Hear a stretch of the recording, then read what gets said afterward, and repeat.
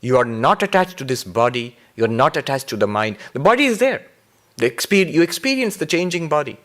The birth and the babyhood and the childhood and the teenage and the growth, youth, middle-aged, disease, decay, old age, death. All of this the body will undergo. It's not attached to you. It says, O pure one, what are you trying to give up? Very interesting. That one which is the witness of body and mind is pure. All impurity is in the world, in the body, in the mind. Not in that which is the witness of the mind. You are that which is the witness of the mind. You are forever pure. What are you trying to give up? Meaning thereby, you see, all our efforts to improve ourselves, to make ourselves more spiritual through prayer, through meditation, through good deeds. Either we are adding something to ourselves. I need some virtues. I want to be selfless. I need to be more integrated. I need to be more loving or kind, unselfish. I'm adding virtues to make myself better. Or I'm getting rid of things which I think are very bad for me, non-spiritual. I am very restless. I give up the restlessness, quieten the mind and body down. Thereby thinking I'm improving myself. Here it's telling you, you are absolutely pure and perfect, that vast perfectness which you already are. You need not add anything to that, because something that is perfectly pure, if you add anything to it, no matter how good, you're making it impure. Something that is perfectly pure, there's nothing impure to give up there also. What are you going to add? What are you going to give up? Ashtavakra has the danger of being misunderstood. It does not mean you're going to give up your spiritual practices. Practices to make your life better will continue. Practices to make your life better will continue. Ramakrishna asked his master Totapuri, you are an enlightened soul, you are enlightened. Why do you meditate so much every day? And Totapuri said, he was a wandering monk and he was completely naked, but he had this pot, water pot. And he said that, look at this water pot, brass. If I do not polish it, it will lose its shine. In the same way, enlightenment, of course. But the mind has to be immersed in the reality which the self is. I am Brahman. It has to be immersed in that every day so that it retains the light of enlightenment. It retains the shine of enlightenment. Of course, Sri Ramakrishna had to come back to that also. He said, but if the pot were gold, you wouldn't have to polish it. I think thereby he was distinguishing between an avatar and an ordinary Jivan Mukta. What are you trying to add to yourself? You need not add anything to yourself, the Atman. You need not get rid of anything.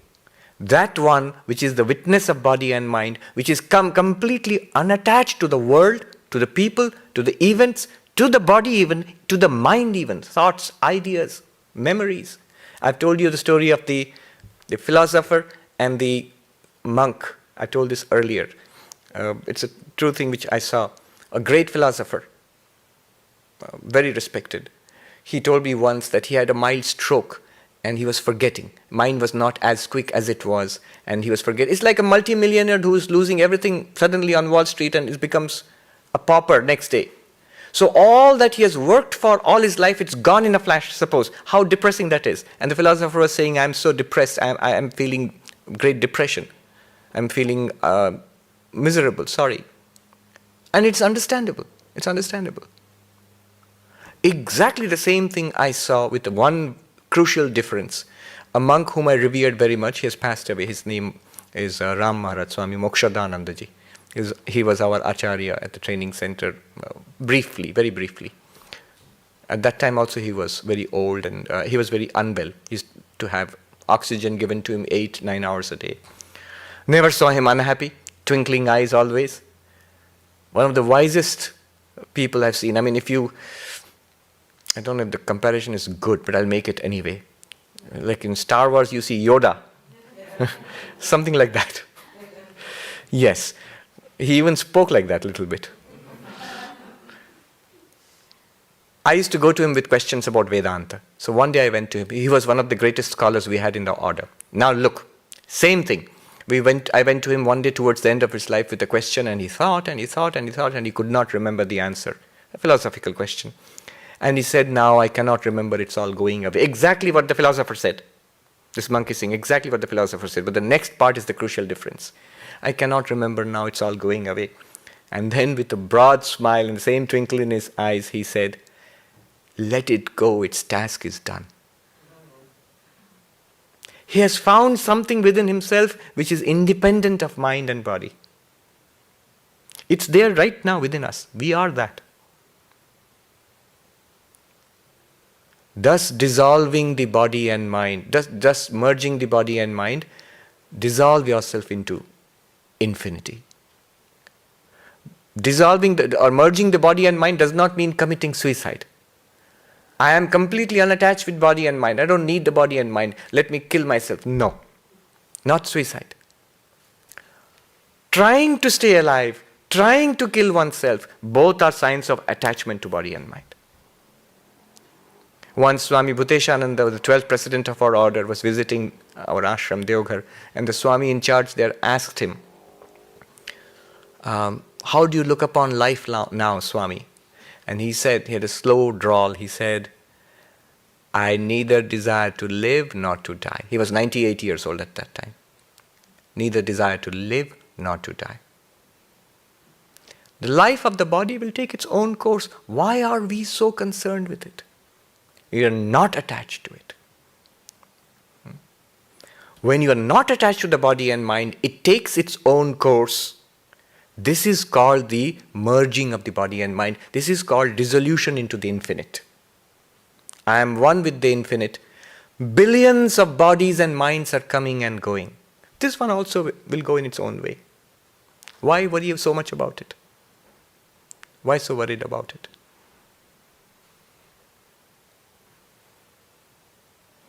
This verse in one Sanskrit word, asangatvam.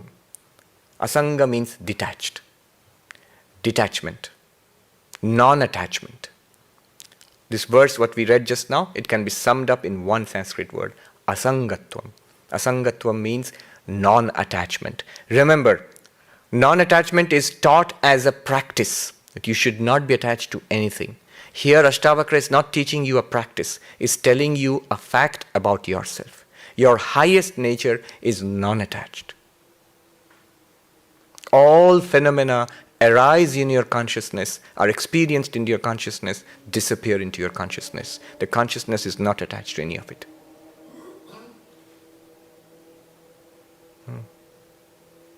The light which shines upon this room, people come and go, the light illumines everything, not attached to it. When the person goes away, the light doesn't go away with it. When the person comes here, light does not come here. Light doesn't stick to the person or to the things. It just illumines. You are that light which illumines everything that happens in your life. Asangatvam. All we are called upon to do, note it. That unattached reality within us has no problems. Has absolutely no problem. You're completely, forever free of problems. You can relax.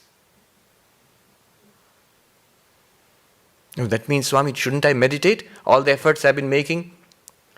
Certainly, meditation is done at the level of the mind. Meditate. Good works are done at the level of the body. Go on doing good works. Improve your life. Yes, you can go on. But remember, that which is a witness of the improved life, that is completely unattached to the improved life also. It experiences it. It's a good thing. It's a good project, a hobby to make a better life, a more spiritual life. Yes. I am not even joking. From the point of view within yourself, from the level at which you are none other than God, the spiritual efforts that you are making in your life, it's a nice hobby. Vivekananda said, what is all that we do in life? He said, you are polishing the mirror. All that we can do in life is to polish the mirror. When you have polished the mirror enough, look into it, you will see God.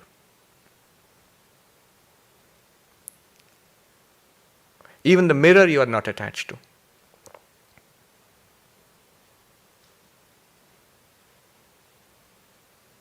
The mind which is now listening to this, which likes this idea, not attached to that mind either.